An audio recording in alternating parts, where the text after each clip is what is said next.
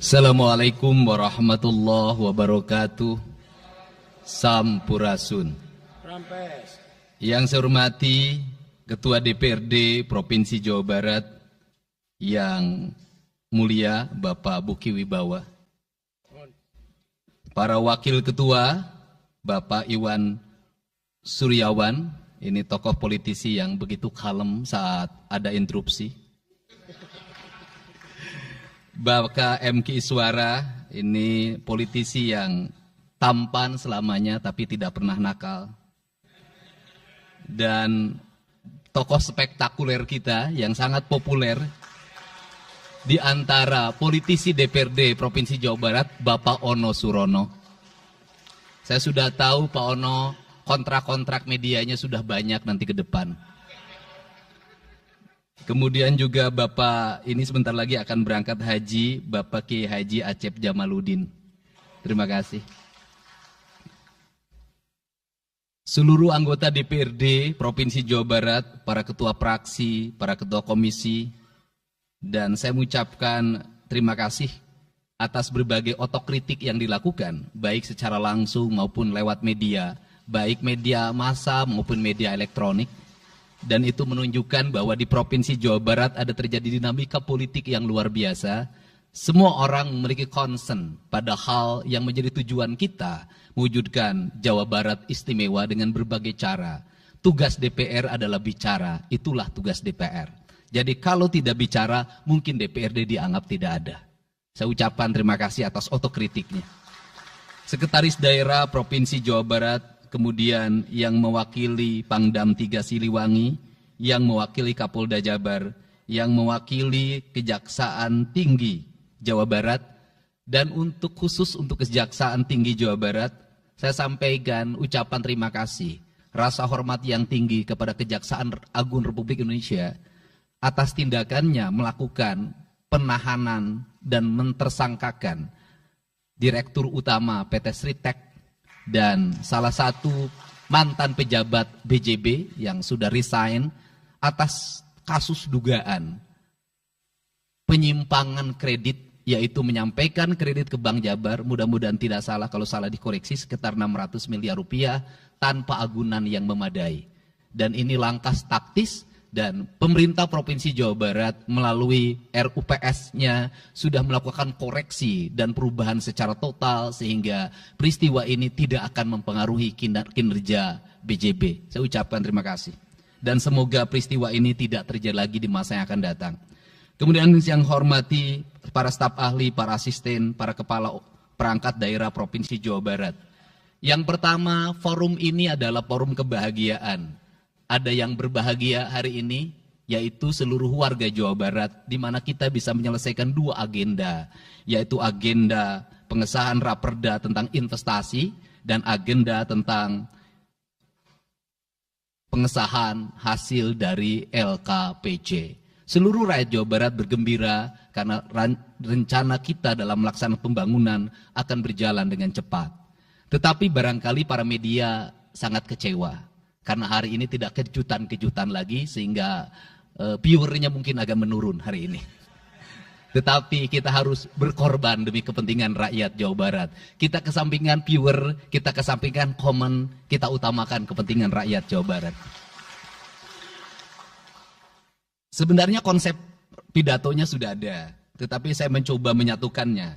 Yang pertama adalah bahwa kita bicara tadi tentang berbagai rekomendasi. Dan rekomendasi itu juga termasuk di dalamnya disahkannya Raperda tentang investasi yang sebentar lagi menjadi perda. Apa sih yang menjadi rekomendasi? Rekomendasi pertama adalah angka kemiskinan yang masih tinggi di Jawa Barat. Tetapi saya usul pada Pak Ketua, ke depan kalau LKPJ sebaiknya para bupati wali kota diundang di seluruh Jawa Barat. Karena Jawa Barat itu pertanggungjawabannya bukan di OPD Jawa Barat. Tetapi seluruh kinerja pembangunan itu ada di Pemkab dan Pemkot, serta ada di pemerintah desa. Jawa Barat tidak memiliki rakyat yang terkelola secara langsung karena seluruh pengelolaannya ada di pemerintah kabupaten kota dan pemerintahan desa. Dan saya mohon nanti dipaparkan kemiskinan yang paling tinggi dalam perspektif BPS, dalam perspektif LKPJ dan analisisnya itu di kabupaten mana, bila perlu sampai di desa mana. Kemudian angka investasi tertinggi di kabupaten mana, angka investasi terendah di kabupaten mana, infrastruktur yang berproblem di kabupaten di mana, sehingga semuanya terpetakan dengan baik, sehingga nanti kita bisa mengorkestrasi antara pembangunan Provinsi Jawa Barat, pembangunan kabupaten kota, dan pembangunan desa secara bersama-sama dan berkeadilan. Kemudian yang kedua, bahwa investasi ini menjadi aspek yang utama dalam kinerja pembangunan Provinsi Jawa Barat hari ini. Kenapa? Karena satu, angka kemiskinan kita masih tinggi. Kemudian angka kemiskinan yang tinggi di Indonesia sebenarnya juga dipengaruhi oleh jumlah penduduk yang tinggi. Sehingga persentase kecil menurut Jawa Barat, tetapi menurut nasional menjadi besar. Keberhasilan Indonesia sangat tergantung terhadap kinerja pemerintah Provinsi Jawa Barat, pemerintah kabupaten kota, dan pemerintahan desa. Yang kedua adalah pendidikan. Yang ketiga adalah infrastruktur. Yang keempat, kesehatan. Yang kelima, pengendalian penduduk. Yang keenam adalah pengendalian lingkungan. Kemudian yang ketujuh adalah belanja pemerintah yang masih besar.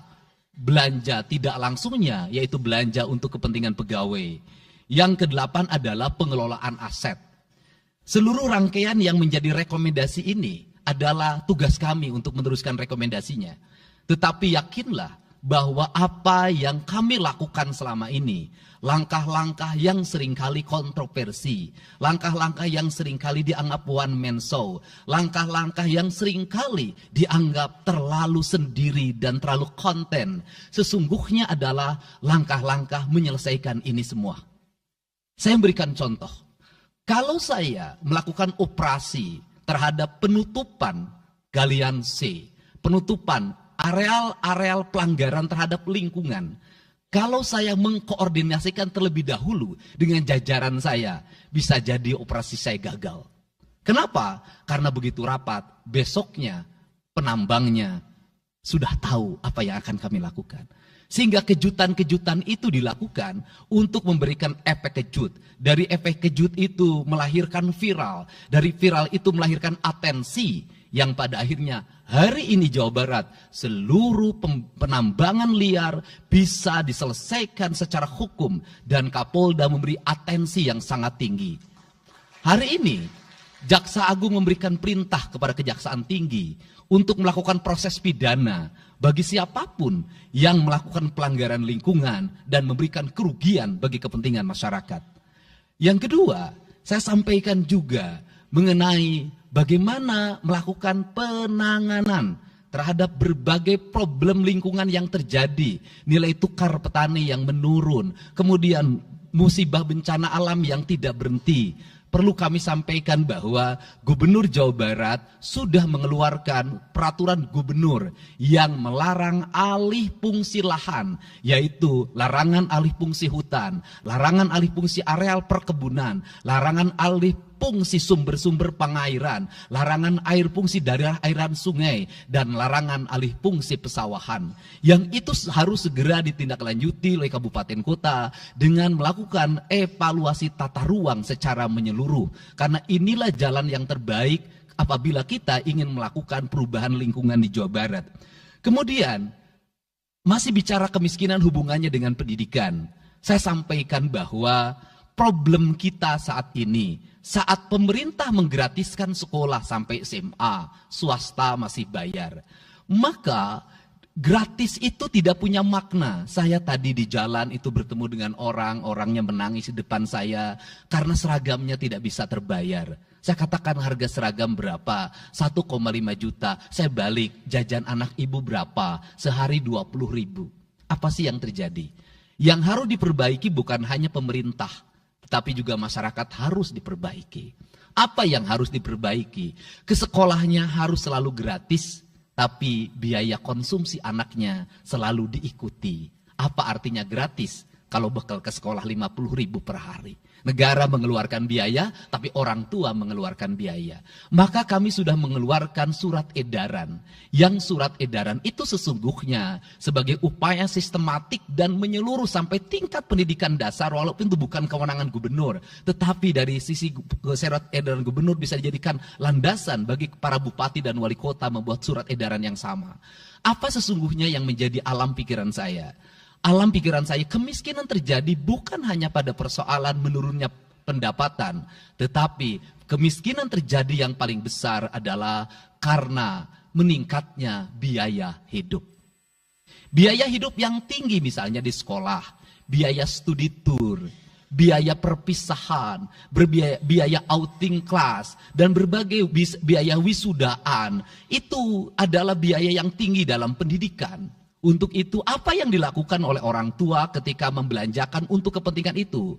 Mereka pinjam bank emok, mereka pinjam bank keliling, mereka pinjam bank pinjol, mereka pinjam NBK, dan mereka pinjam bank Pancasila. Menghentikan ini sesungguhnya, saya lagi menghentikan mereka tradisi meminjam uang dalam keadaan terdesak pada para rentenir. Dan ini strategi untuk menurunkan kemiskinan. Kemudian yang berikutnya adalah perhatian ketika rakyat sakit.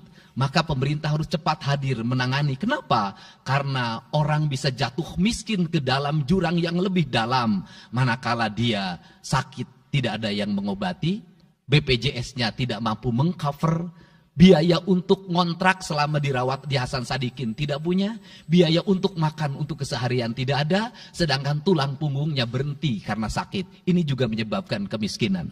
Kemudian yang berikutnya, kemiskinan terjadi karena rusaknya sumber daya alam, air yang hilang, sumber penghidupan yang hilang, sumber energi yang hilang, sumber protein yang hilang, sumber kalori yang hilang di lingkungan berupa kerusakan lingkungan, itu akan melahirkan kemiskinan. Maka alam yang tertata sesungguhnya adalah bagian dari upaya untuk menjaga kemiskinan. Kemudian yang berikutnya adalah belanja infrastruktur yang harus meningkat, dan itu di belanja sekarang kita sudah melihat. Itu adalah bagian dari menyelesaikan problem kemiskinan. Konektivitas infrastruktur sangat penting dalam menumbuhkan ekonomi, tetapi di balik itu kebudayaan rakyat tidak boleh diberubah. Kenapa? Infrastruktur baik bisa jadi tanahnya dijual karena mahal, pada akhirnya menjadi miskin kembali. Infrastruktur harus seiring dan sejalan dengan kerangka berpikir publik yang mengerti akan hak atas tanah. Kemudian yang berikutnya adalah pengendalian penduduk. Booming penduduk di Jawa Barat relatif besar. Untuk itu harus dibuat berbagai upaya untuk menyelesaikan problem kependudukan. Saya berkali-kali bercerita bagaimana di Majalengka saya bertemu dengan sebuah keluarga yang tinggal di kontrakan, yang ayah dan ibunya tidur ketika jam 11 siang dan anak-anaknya berjualan di alun-alun. Jumlah anaknya 11, dan ketika saya berkunjung ke tempat kontrakannya sudah hamil lagi yang ke-12. Ini problem.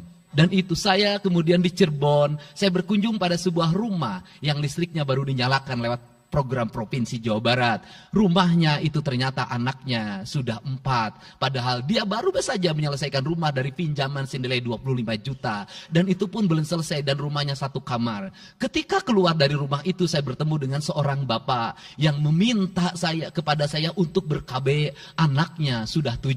Dia tak mau lagi untuk anak yang ke-8. Saya katakan bahwa jumlah anak sangat identik dengan problem kemiskinan. Betul, kemiskinan tidak akan bisa diselesaikan dengan hanya mengatur kelahiran, tetapi setidaknya pengaturan kelahiran adalah bagian dari untuk menekan angka kemiskinan. Dan yang terakhir adalah dari seluruh rangkaian ini adalah belanja pemerintah harus menjadi stimulus bagi kepentingan masyarakat. Maka jumlah-jumlah proyek harus terus segera digulirkan, digelontorkan menjadi kegiatan publik sehingga banyak orang yang kuli, banyak orang yang nyapu, banyak toko-toko yang buka, semen terjual, besi terbeli, dan kemudian regulasi ekonomi berjalan. Warung-warung bisa menjadi tempat para kuli siang hari makan siang. Dan ini adalah bagian dari strategi stimulus ekonomi yang digulirkan oleh pemerintah itu memiliki sumbangsi terhadap 12% pertumbuhan.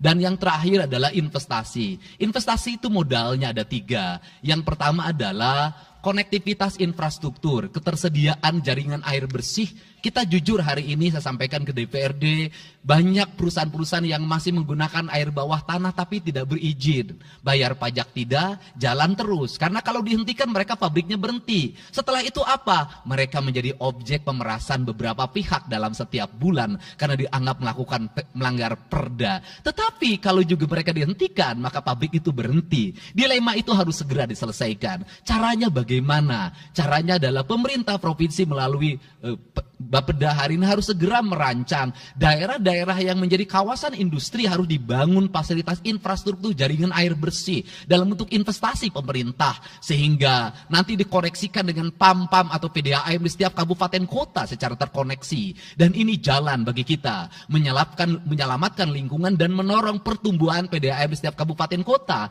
Karena apa? Karena angka pembayaran yang dilakukan oleh industri jauh lebih baik dibanding angka rumah tangga dan angka-angka layanan sosial lainnya. Itu yang pertama. Yang kedua adalah tumbuhnya iklim investasi di mana masyarakat merasa nyaman. Investor merasa nyaman ketika perizinannya cepat. Saya memberitahukan ya bahwa di Indramayu ada pabrik sepatu yang selama 2 tahun tidak mau buka hanya karena perizinan lingkungan hidupnya belum kelar. Saya ngambil langkah pasang badan, lakukan pembangunan karena itu menyerap 8.000 tenaga kerja.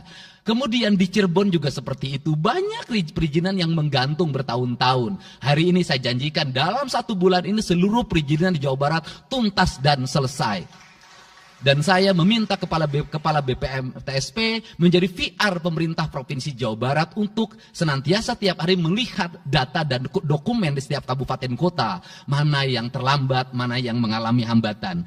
Kemudian yang berikutnya adalah kenyamanan dalam berusaha. Kenyamanan dalam berusaha adalah keterangan para investor dan lingkungan masyarakat terhadap berbagai aksi gangguan dari orang yang mengatasnamakan diri preman. Untuk itu hari ini kita cukup bersyukur di Jawa Barat, peristiwa ini sudah hampir tidak ada. Kapolda kalau dengar ada preman, hari ini turun termasuk ke Garut, dengar ada preman, Kapolda turun. Ini semua stakeholder sudah bergerak dengan baik, layanan investasi sudah berjalan dengan baik, tinggal satu lagi hambatan investasi adalah masyarakat menaikkan harga tanahnya luar biasa.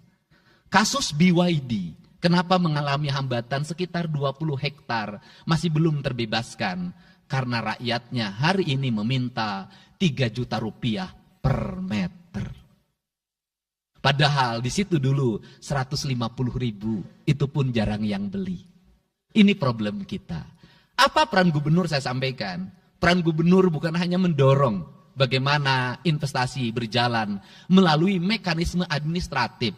Saya sampai turun untuk mijitin orang yang jual agar mau jual. Dan sudah ada beberapa yang berhasil saya rayu, saya dekati dengan harga. Itu pun tidak terlalu rendah, harganya 1,1 juta. Itu sudah paling murah.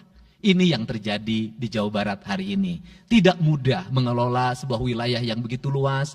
Tidak mudah mengelola sebuah daerah yang kabupaten kotanya sudah otonom. Diperlukan pendekatan-pendekatan seorang ayah pada anak-anaknya. Sehingga hari ini saya di Provinsi Jawa Barat, saya tidak memposisikan gubernur. Saya kadang memposisikan menjadi ketua RT. Saya kadang memposisikan menjadi ketua RW. Saya kadang memposisikan menjadi kepala desa. Kenapa? Karena warga ini perlu disentuh dengan pendekatan emosional. Pendekatan emosional yang kebapaan, bukan pendekatan struktural. Untuk itu saya yakin bahwa forum ini adalah forum kebahagiaan bagi kita semua. Kita sudah bisa menyelesaikan 2 agenda besar. Semoga ini menjadi kado terindah bagi masyarakat Jawa Barat.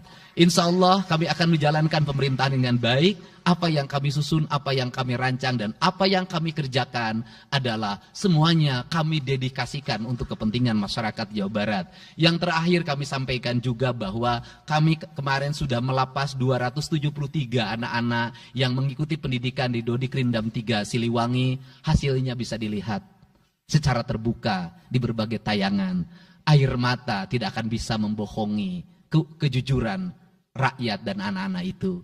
Dan saya sampaikan, hari ini ada 13 orang anak yang tinggal di rumah dinas gubernur. Pada saat yang lain orang tuanya datang menjemputnya, dia menangis. tak ada satupun orang tuanya yang datang. Seorang menjadi anak yang terbuang. Dan akhirnya saya memutuskan mereka untuk sekolah di Bandung dan tinggal bersama Gubernur Jawa Barat. Ini cara kita menyelesaikan. Saya ucapkan terima kasih pada semuanya. Semoga kebahagiaan menyertai kita semua. Dan saya yakin setelah kegiatan ini kita akan walk out secara bersama-sama. Wallahu muwaffiq ila aqwamit thoriq. Assalamualaikum warahmatullahi wabarakatuh. Sampurasun. Sekali merdeka tetap walk out secara bersama-sama.